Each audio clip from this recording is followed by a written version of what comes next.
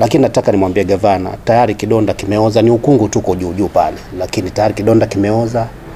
Na kama wanavyosema Waswahili kwamba samaki anaozea kichwani, nafikiri inaeleweka kwamba samaki ameozea wapi kwa sasa hivi.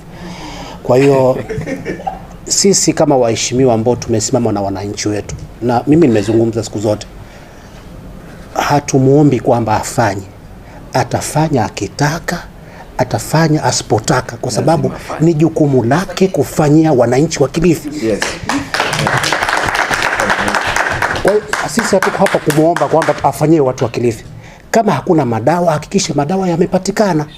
Na masuala ya watoto kwenda shule, si tafadhali, watoto wa Kilifi lazima waende shule. Na ile image ambayo inakuwa portrayed na mabloggers nje huko kwamba kila kitu kiko shwari, kwamba Kilifi sijui ni number 1, hakuna. Kilifi sio number 1. Kama kuna county watu wanalalamika ni Kilifi, nenda mashinani, nenda Ganzi mashinani, nenda Adu mashinani, nenda Kaloleni mashinani, utapata wananchi wanalalamika.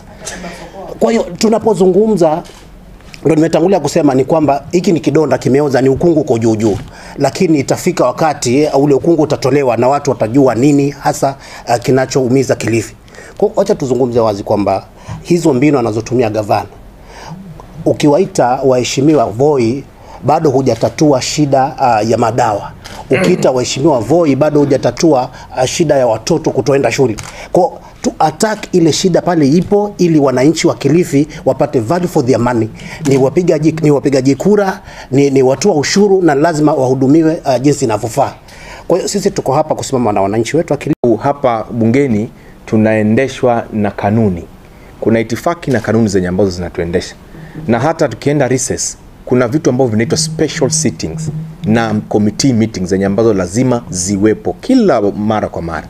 Special sittings zimekuwa, na inashangaza pia wale waheshimiwa wenye ambao wanasema hivyo sahihi, wamekuwa wakiitwa wakipitisha budget hapa kwenye special sitting, lakini walikuwa recess.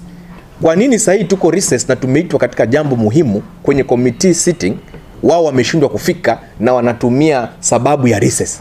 Kwa hiyo hilo si jambo lenye ambalo wanaweza kujitetea nalo kwa wanakilifi. Kama kuna jambo lingine wanaweza kulitumia kujitetea, lakini si jambo la recess. Recess ni jambo la kawaida na masuala ya bunge huwa yanaendelea. Na pili, ukiangalia ile retreat ya kwenda Voi imeingiliana na muda mwafaka wa committee sitting. Ilikuwa ina haraka gani ya kwamba watu waende Voi, ile hali hata kama ni masuala ya kuzungumzia labda budget, wakati wa budget bado hujafika, bado kuna muda upo, ambapo kama ilikuwa ni muhimu tungekuwa hapa siku ya leo kujadili swala la elimu. Education is a basic need for every child in this country. As we speak, lazima mtoto afundishwe. Na sisi kama MCAs, sio MCAs wenye ambao tuko hapa peke yake, hata wale wenye wako huko wanapata shida za basari kule majumbani, kusumbuliwa na wananchi. Shimo la Tewa, national students, na nafikiri elected members wanajua hii, chairpersons walitoa ujumbe, walifukuzwa wote last week.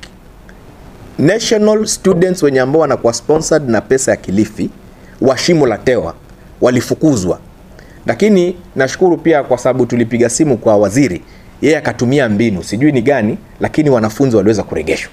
So hiyo ilikuwa ni swala lenye ambalo tunafaa tujadili leo. Shimo wamefukuzwa la Tewa. Je, shule nyingine ikifukuzwa tutafanya nini? Maana kuna shule zingine labda wanafunzi wako mbali, kitambo atoke kule afike nyumbani, hiyo ni gharama tena kwa mzazi. Kwa hivyo sema hawa MCAs ambao hawakuja katika hivi vikao hawajielewi. Na hawajielewi kwa sababu hawajui kazi yao. Kwa nini walichaguliwa na wananchi? Walichaguliwa na wananchi ili kutetea wananchi, walichaguliwa na wananchi ili kusimama na wananchi. Hawakuchaguliwa na wananchi ili wapeleke waende wakastarehe wakati wakiwa wameacha kazi zao na wananchi wanalia. Hii ndio shida kubwa. Na ukiangalia kinachowasumbua sana ni pesa ndogo ndogo tu, 2,000, 5,000, unaacha wananchi wanaumia kwa sababu ya pesa ndogo ndogo. Ni aibu kubwa sana kwa hawa. Na mimi nasema shame on them. Nadhani kuna mkono 1 2 3 Kilifi people's power. Yes. Tena. tunarudia 1 2 3 Kilifi people's power. Great.